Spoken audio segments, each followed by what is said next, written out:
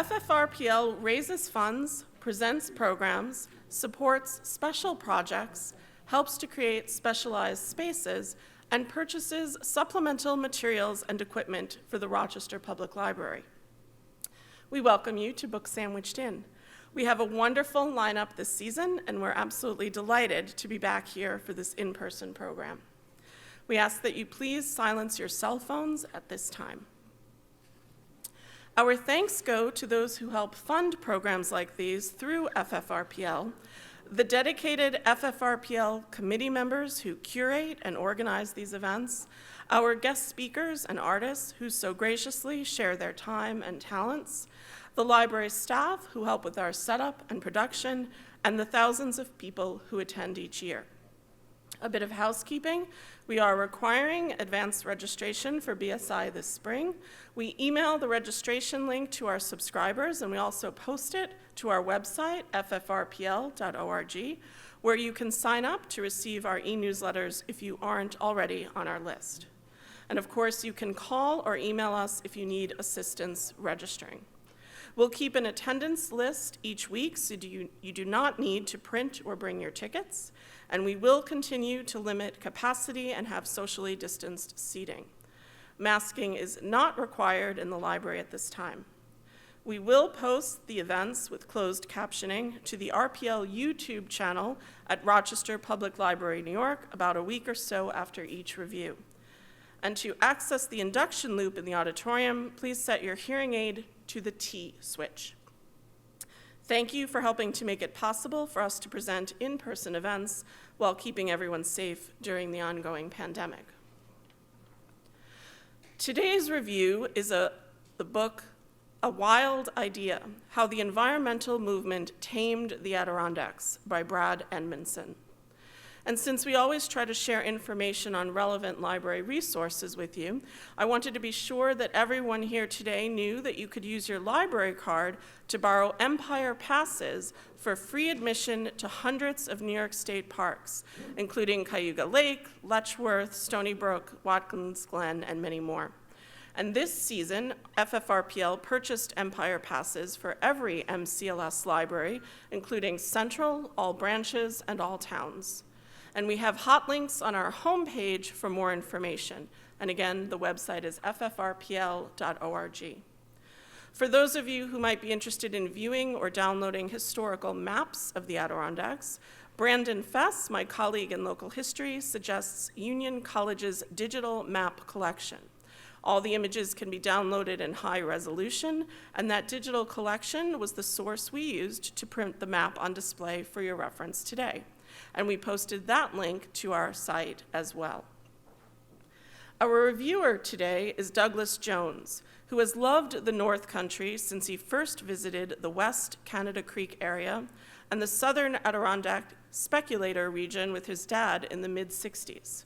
Since then, his family has visited the Adirondacks on a regular basis to enjoy fishing, hunting, kayaking, skiing, camping, and hiking. Mr. Jones likes to call himself a recovering lawyer.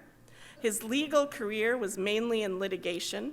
After his retirement in 2000 from the daily practice of law, he continued to serve his town as zoning board attorney, dealing with land use and planning matters until 2014. Please join me in welcoming Douglas Jones to our podium.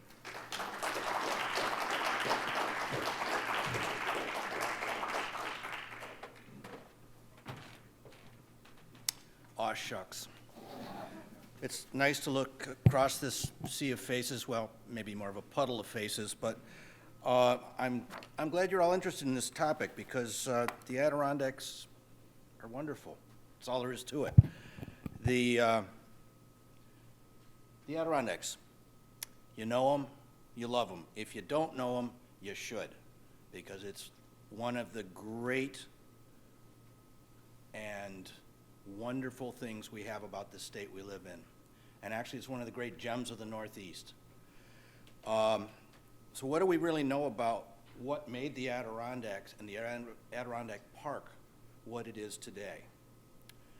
I'm not going to talk about the geomorphology, which is the land forms and how they were made, because that's a fascinating subject, but there's not a thing in this book about it.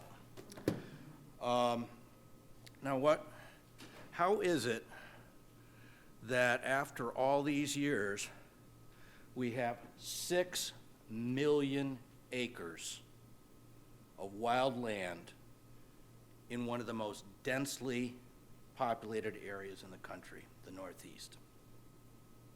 This is the largest undeveloped piece of land east of the Rocky Mountains. It's remarkable. How do we manage not to totally screw that up? You know, given a state government that gives rise to the phrase, "No man's life or property is safe," while the New York State Legislature is in session, this is a miracle. Well, how did it all start? Amazingly, it started in 1892. In 1892, the New York State Legislature established the Adirondack Park. And that is the area within what they call the Blue Line. Called that because it is in fact blue. And that is the only color they could find to put on the map at that time. So that's it. Some things are just simple like that. It's kind of nice. The unfortunate part of this book is that it does not go into how it was that the legislature in 1892, in, shall we say, the age of the robber barons, decided to go all conservationist on us. I don't know. But even more interesting was that in 1894, Article 14 was added to the New York State Constitution. Article 14 is now called basically the Forever Wild Clause. And it says that the lands of the state now owned or hereafter acquired, constituting the forest preserve, as now fixed by law, shall be forever kept as wild forest lands. They shall not be leased, sold, exchanged, or taken by any corporation, public or private, nor shall the timber thereon be sold, removed, or destroyed. I think that is an amazing thing to have occurred in 1894. Apparently, so did Brad Edmondson. But here's problem number one. If you want to save this area as forever wild, one of the problems is this is 6 million acres. 3.4 million of those acres, all the stuff in white within the blue line, are privately owned. How are you going to preserve wilderness on private land? Well, ultimately, the creation of the Adirondack Park Agency through the Adirondack Park Agency Act in 1973, so we're running on to the 50-year anniversary of that, and our marriage too, was the response to that problem. Now, a wild idea, which I'm not sure I really like the name, but it is what it is, by Brad Edmondson, is the narrative of how the Adirondack Park Agency came to be. And as such, it's quite interesting. I mean, one is often warned that one doesn't want to know how sausages or legislation are made. And this book actually makes gathering that knowledge relatively palatable. Every chapter is focused on an individual who played a part in the lengthy process, and it was a lengthy process.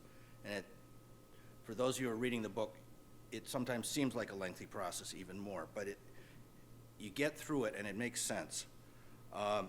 It outlines how each contribution by each of these people permitted and enabled the next step. Eventually, the process resulted in the Adirondack Park Agency. And that's a process that becomes much more coherent as you proceed in the book. To me, I found that it was a book that threw a lot of information at me, had a lot of people in it, but it was up to me to figure out how it all fit together. And eventually, when you're done with it, and you sit back and let it percolate a little bit, it makes a lot of sense. The people involved are remarkable. They include the Rockefeller brothers, Nelson, who was governor of the state of New York at that time, and Lawrence.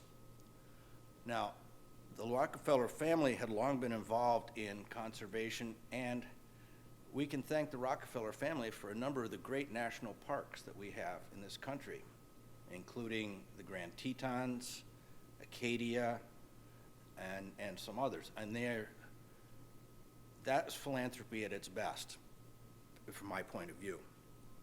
But there are also woodsmen, the wealthy owners of land, a lot of it's private land, scientists, lawyers, planners, and of course politicians. But they all got a fair hearing by the author in this, I think.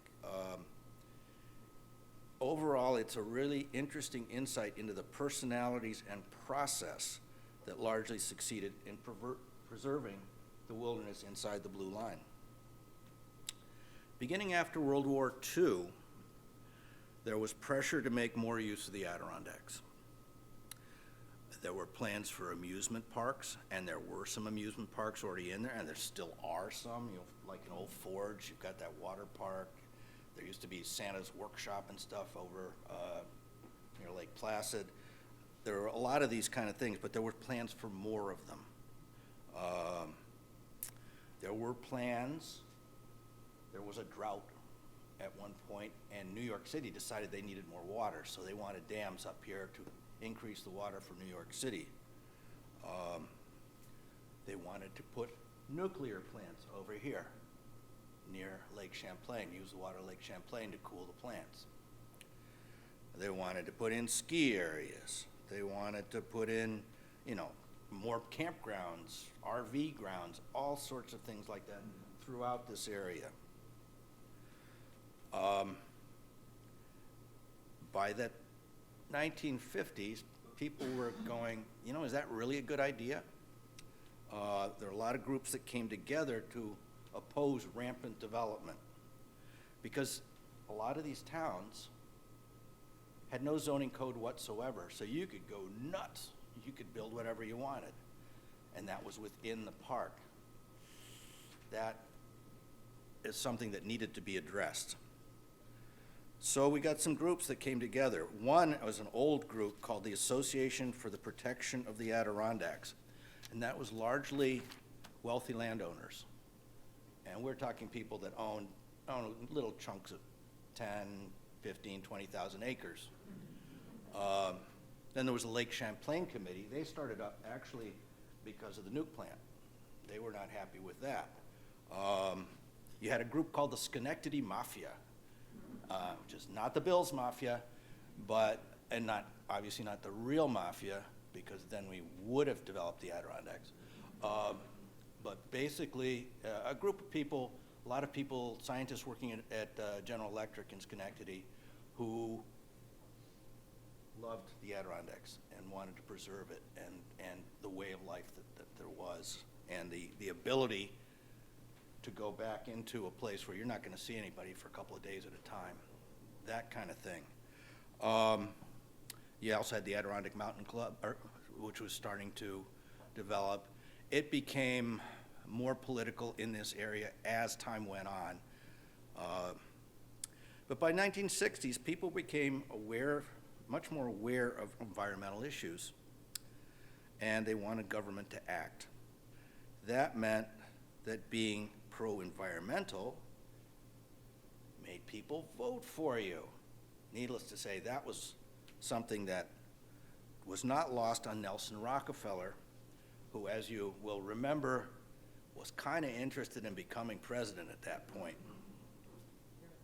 So he wanted to be on the right side of the issue and thus garner more votes.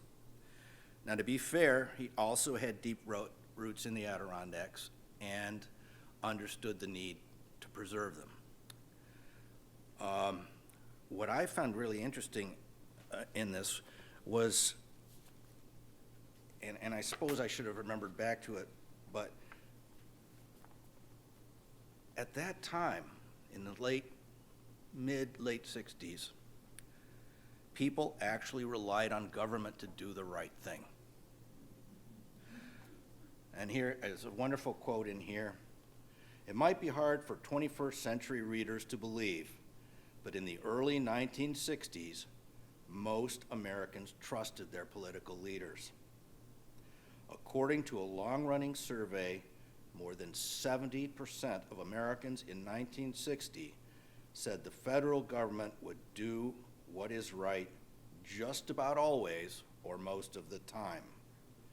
The public's trust started heading down in the late 1960s, and it fell off a cliff in 1973. Since 2010, the number has consistently been below 20%. That doesn't say good things, but it's the way it is.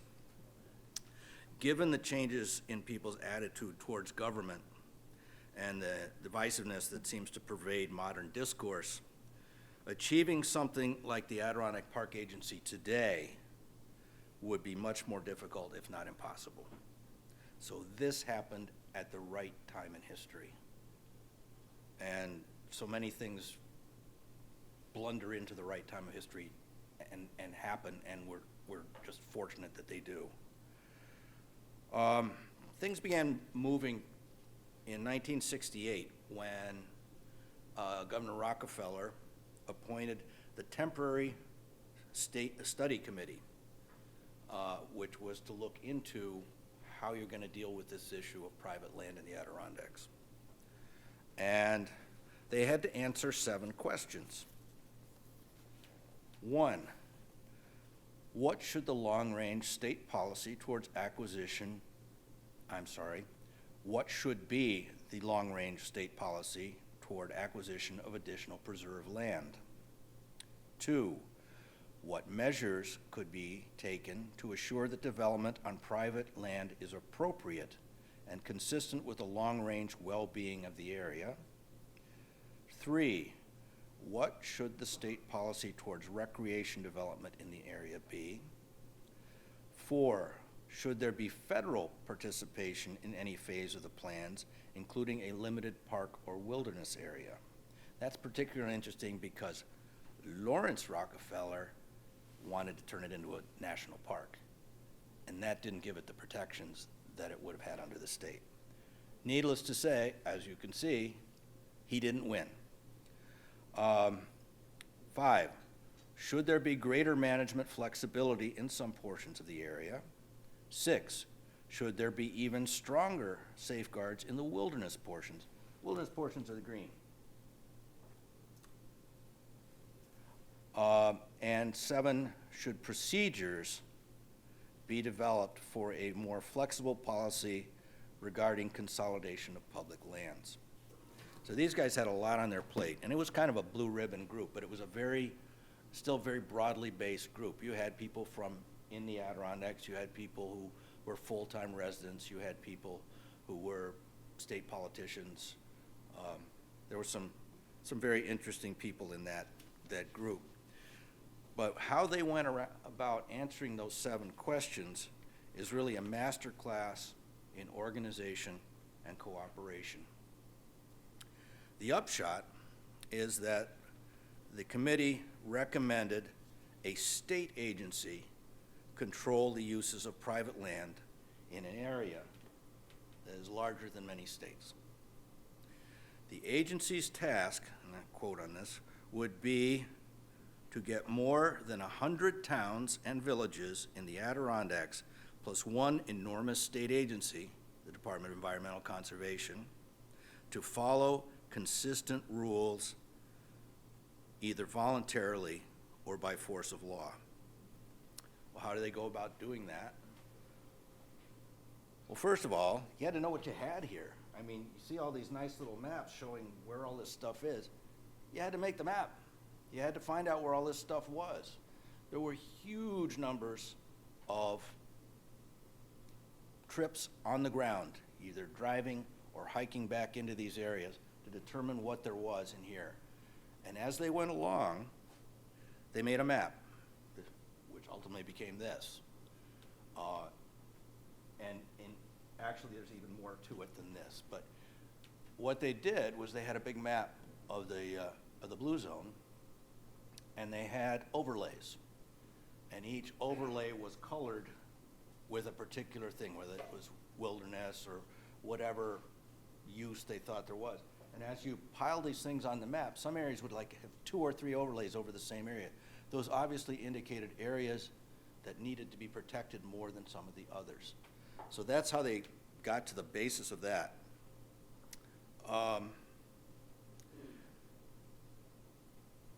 One of the ways of doing this, protecting this area, was by zoning and land use planning.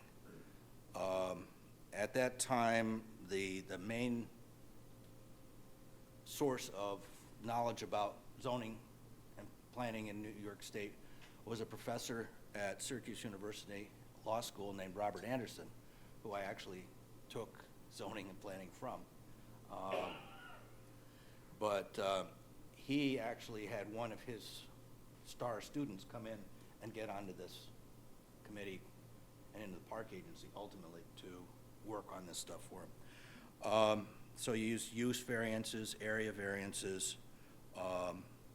Another thing that they came up with was the idea of conservation easements, whereby, look, the state can't buy this private land from you, but it wants to regulate it, so it can buy from you your development rights.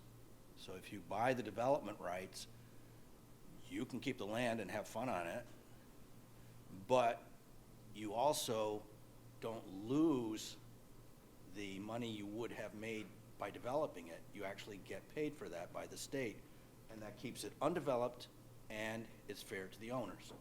So that's a big thing. The other thing that ultimately came in, but this is really after the agency was established, was the Nature Conservancy. And if you don't know about them, they're a wonderful group, and they will purchase properties from private landowners for use in conservation. And what they do then is they'll hang on to it until such time as the state has the wherewithal to buy it from them. So they can rotate these plots of land in through that, and you wind up preserving the land without losing the money. So it's a lot of different creative ways of doing this. Ultimately, the Adirondack Park Agency Act itself was passed in June of 1971, which is theoretic. Also, when I graduated from college, I had nothing to do with it. But there's still more work to be done to get the whole thing going properly. And the next part was putting together the zoning and the land use. And it's the land development plan that was called for in the original Enabling Act. And this plan had to be produced by May of 1973. So the Adirondack Park Agency wound up setting itself up in an old building that used to belong to the state right here near Lake Placid, actually Raybrook. And then they started putting this stuff together. They started making the maps. They started getting lawyers in to help them with drafting zoning regulations. They had to work with the towns so that the towns, if they were going to produce their own zoning, would have a zoning that was consistent. But if they didn't have zoning done by a certain point, then their zoning would be covered by the park agency. So there was a lot of things going on. It's very convoluted. And I have to say that part it's well covered in here, but it's also a point, at least for me, where I wouldn't mind sort of moving on a little bit from it. So ultimately, in May of '73, the APA passed. It was somewhat crammed down on people because a lot of the locals didn't like it. A lot of locals still don't like it. They don't like being told what to do by the state. I can understand that. But what did they succeed at? What is the good that came out of this? First, prevented building in the backcountry. There were things in there. A lot of things have now been torn down that were back there, but it really preserved the wilderness parts and the semi-wilderness parts in a much more pristine state. Second, it limited development to places where it would not hurt the park's wild character. So certainly some of these towns already exist, so some development around the town was certainly permissible. And, you know, have the locals accepted it? Do they have a choice? No. Are they happy about it? Not so much. But from a lover of the North Country, I can say that it did preserve what I treasure about the Adirondacks, and it's made it an area my family has been able to enjoy for 4 generations. So it's a remarkable place, and it would not be so without this agency, because there's really no other way that people could come up with to fix that problem. How do you deal with private property in what you want to keep as a wilderness? How do you guide the development of those properties? So as to the book, it gave me a solid understanding of what it took to create something so complex, to balance competing interests, to achieve a coherent result. And was it a perfect result? No. That's just not possible. But it was a result based on logic and study. And boy, you know, to get a result based on logic coming out of government, that's a pretty darn good thing. Will you enjoy reading the book? I don't know. I mean, that's on you. Not all of it is enjoyable or smooth reading, but there's a lot of stuff to pull together here and try to make into a coherent whole. The book, it's not a book that I would have chosen for myself to read, but thankfully my friend, John Rumsey, assigned me this homework project, and it was time well spent. One of the disappointments I have is that I was hoping to be able to quote a book review by one of my favorite authors, Ambrose Bierce, and that is, the covers are too far apart. But in fact, I was amazed and pleased that Brad Edmondson was able to cover such a convoluted topic with the clarity and efficiency that he did. Thank you. We'll now be open to questions, and it's all open to questions.